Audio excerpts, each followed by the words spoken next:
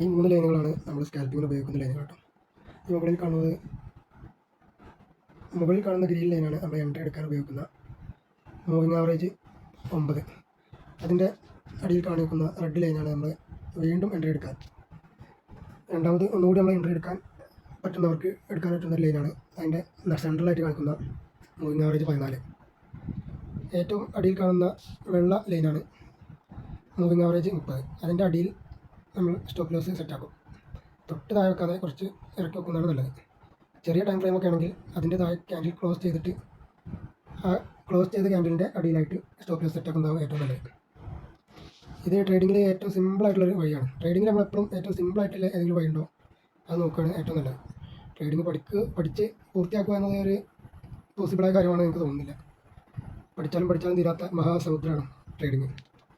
അപ്പോൾ നമ്മൾ കൂടുതൽ പഠിക്കേണ്ടതല്ല, പക്ഷേ ഏറ്റവും സിമ്പിളായിട്ടുള്ള വശങ്ങളുണ്ടോ അത് നോക്കുക. നമുക്ക് അത് റിസൾട്ട് തരുന്നുണ്ടെങ്കിൽ ആ റിസൾട്ട് തരുന്ന കാലത്തോളം ആ സിമ്പിളായിട്ടുള്ള വഴികൾ ഫോളോ ചെയ്യാം.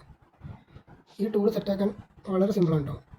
ഇതാ MT5ൻ്റെ മുകളിൽ നമ്മളൊരു കട്ട് ചെയ്ത പോലത്തെ ഒരു എംബ്ലം കാണിക്കും. അതിൽ ക്ലിക്ക് ചെയ്യുക.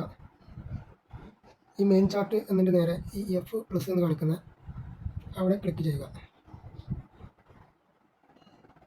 അതിൽ നമ്മൾ മൂവിങ് ആവറേജ് സെലക്ട് ചെയ്യുക. ഈ ട്രെൻഡ് എന്ന ഹെഡിങ്ങിൻ്റെ കീഴിലായിട്ടാണ് മൂവിങ് ആവറേജ്. ഇതിൽ നമ്മൾ സെറ്റ് ചെയ്യേണ്ടത് ഈ പീരീഡ് എന്നുള്ളിടത്ത് നമ്മുടെ എൻട്രി ലൈനിൽ 9 ആക്കി കൊടുക്കുക. അതേപോലെ ആഡ് മോർ എൻട്രി ആ രണ്ടാമത്തെ ലൈനിൽ 14 ആക്കി കൊടുക്കുക. പിന്നെ നമ്മുടെ SLൻ്റെ എൻട്രിക്ക് 30 ആക്കി കൊടുക്കുക.